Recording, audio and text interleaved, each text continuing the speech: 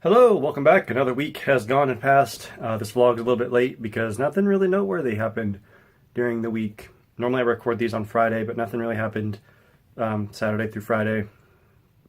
But some fun stuff did happen today on Saturday. But the week's been same old. Worked Sunday through Friday. Worked the 4th. It was easy. Got overtime pay for that. We got a new guy at work. Temporarily. He's technically going to be third shift, but until Efren or Paul comes back, he's helping us out. So we trained him Thursday, Friday. He's getting trained on the weekend today and tomorrow. And hopefully he'll be good to help us cover weekends and days off so that we can get more than one day off a week. But really the big thing that has happened this week is I went to see Spiderman Homecoming just a few hours ago. What is it, like 7? It's like 7 o'clock right now. It started at 2, so it's been in the last 6 hours. I went with my friend Ryan and a couple of junior hires, middle schoolers from our youth group. We normally hang out on Saturdays, so we decided to just make it a Spider-Man thing. And so we went and saw Spider-Man. It was great. I loved it. Some of my favorite things were the lack of spider sense. It was really cool to see Spidey be a 15-year-old kid who can't see everything coming, and so he gets clobbered a bit. He's still trying to figure out his powers and his suit. Side note, I wore a Flash t-shirt, which is a DC comic, but it's the closest nerdy shirt that I had. I don't have anything Marvel yet. But Spider-Man was good. Tom Holland was great. Robert Downey Jr. was great. Whoever played the Vulture was excellent. There were some really great scenes in there. Gwyneth Paltrow came back as Pepper Potts from the Iron Man series, which was exciting. When she came on screen, Boy Ryan and I looked at each other and started freaking out as semi-quietly because we were in the very back. But to be honest, pretty sure Zendaya's performance as side character named Michelle kind of stole the show. She was hilarious. She was witty. She was comical. She was just in the background ready to make a smart alecky quip about everything that was going on. So it was really funny. Loved her. Most infuriating thing, though, is the post-credits scene. Because Marvel has conditioned us to sit and wait through the credits of every movie nowadays, because almost every movie has one now.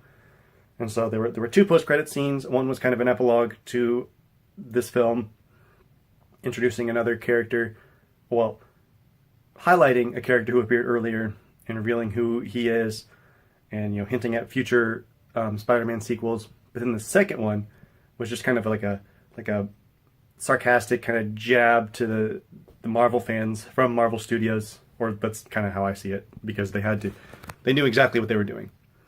And so it's just a white screen with Captain America in the middle saying, hey, whether you're a student or a worker or just an everyday person, a good virtue to have is patience, because patience pays off. Because sometimes you find yourself waiting and waiting and waiting forever for something to happen, and then it doesn't happen, or when it does happen, it's disappointing. So patience is good. And I was like, what? I waited through like 8 minutes of credits for this nonsense? So it's equally infuriating and amusing, because they know. Marvel Studios, the producers, the directors, the executives there, they know what they've done. They know that they've created this culture of post-credit scenes, and now they're free to take that and run with it and tease us and make fun of us. But also, Ryan and I were talking about there's nothing really left to tease. The trailer has been a teaser trailer has been released for Black Panther. Thor Ragnarok was teased after Doctor Strange, and there have been trailers released of that.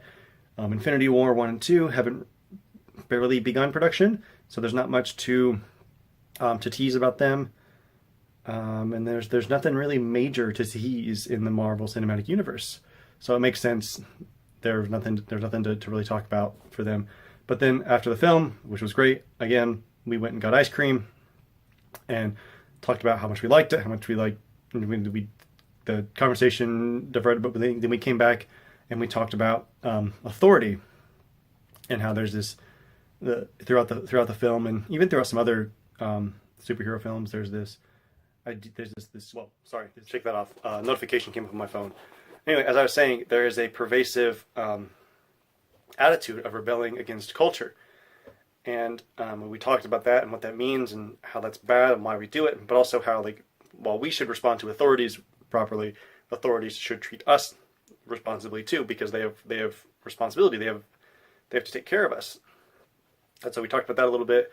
Talked about how just in general we need to be careful the things that we watch, the things that we listen to, the people around us, because those things can get in our minds and change the way that we think if we let them.